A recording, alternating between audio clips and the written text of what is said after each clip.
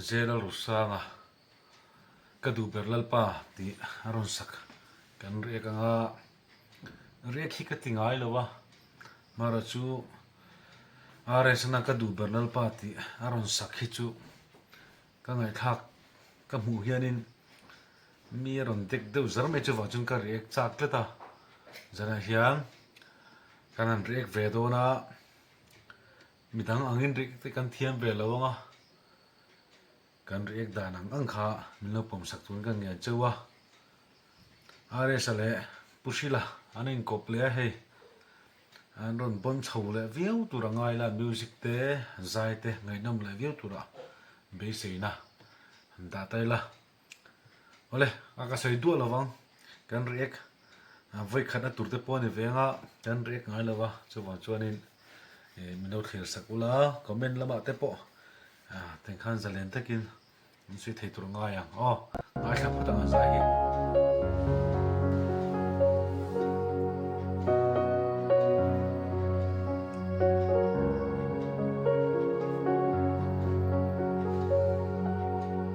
hey let's kum tam min shuai tu a music aron kal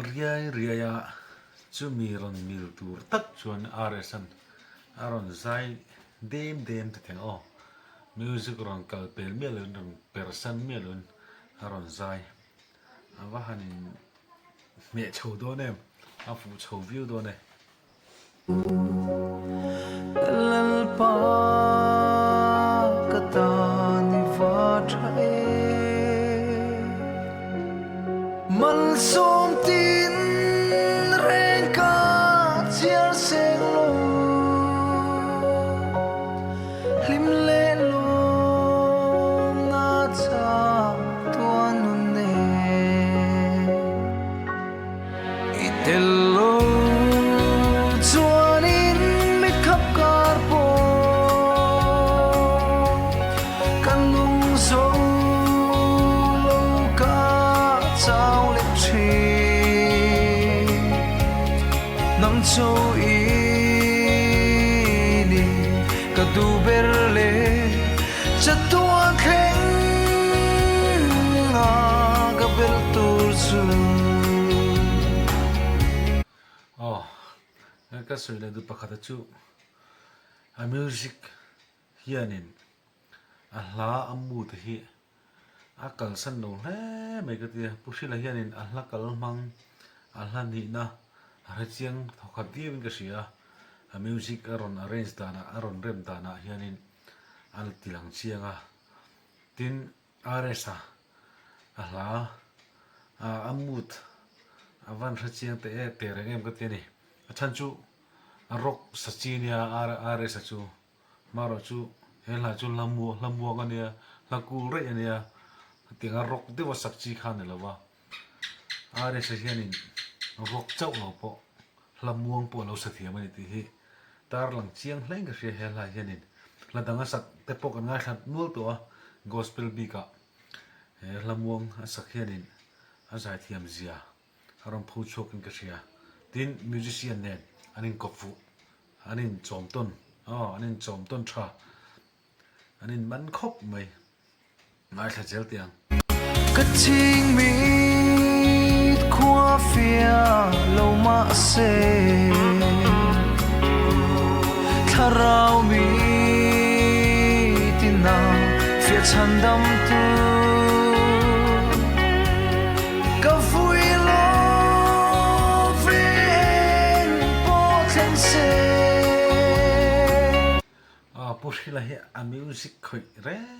he amana a play te kalo en fowa mi zai a play pui te pok en fowa nuama ti hi chiang ru to ka ni a music play ya hian tuna poinan han enila pusila hmel hi nuama ti ama hi tui a sai tu ta na poin zai hi nuam lo thei lo tianga chuan ngai khaliang cha tuan van kho van bu shuai thlengam itel lo chuanin mi khap kar po kan lung zo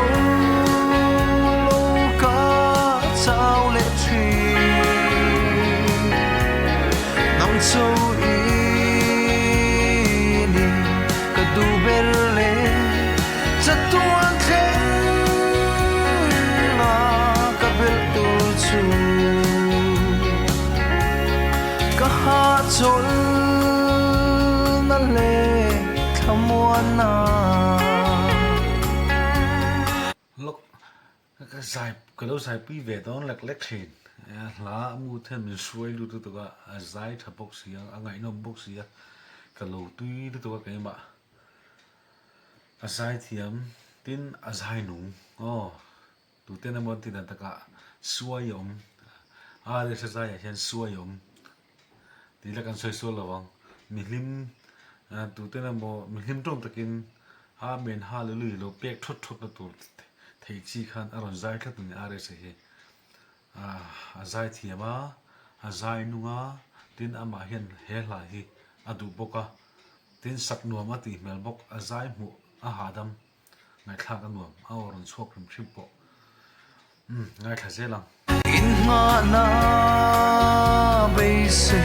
nam ka nei lo kapun mi nei ro ka in la ne I ang chu muan na karon pan ne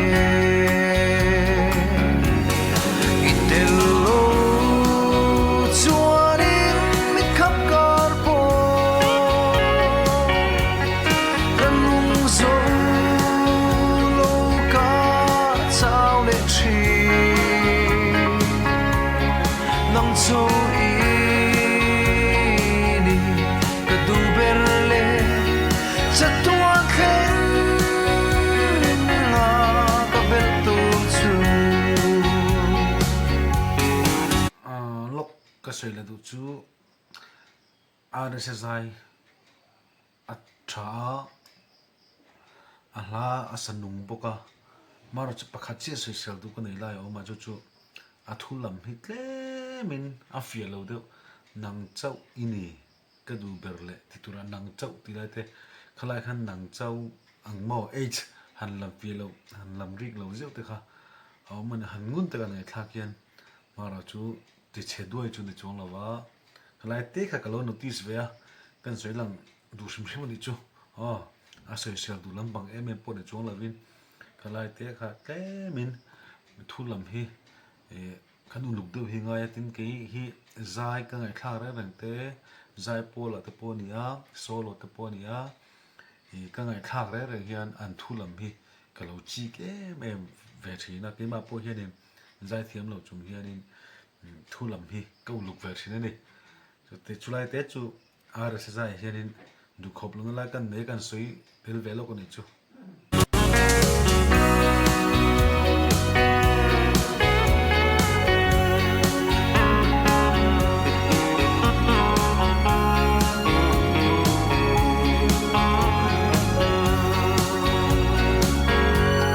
nát na le sẽ ôm na khó về bôi lệ lung ngày na rama hia cả ngày xuân cả chân đầm tu Lalpa kia mà lên lan cả bạc lên itelo chuanin mi khap kar po kanung zo lo ka chao le chi nang châu ý ni ka Duhber le chất tuan khen nga ka bel tu chu nam châu ý ni ka Duhber le chất tuan khen nga ka bel tu chu ngày nằm vòng vòng khóc mấy sa asak om tak asa ati thei turin ama hla ang takin an ron ta nei takin ron sa chuak le theia ngai thla ka ha dam anuam hle mai mi a hne vong vong ani tira ka sen khanin hei re khi kan tingai lova kan ti ve kanan ti ve roi ni a ka thiam lo vi win karin re khi ti ve chi po ni lo wa in ti ni kha chuanin comment a hen lon soi ta ula ti zel roi ti ni po in kan phak ang tawkin kan thiam ang tawkin kan ti ve se langa chu clear tu te ngen na kan siam ri chu hindu khop lo na tam tak kan yang zon zon chen mi she thiam na kan dil ni ti khan a zai kan rek chu kan du to nga clear tu te in zawa in lo dam mula lo in veng thau la lo him zel an chu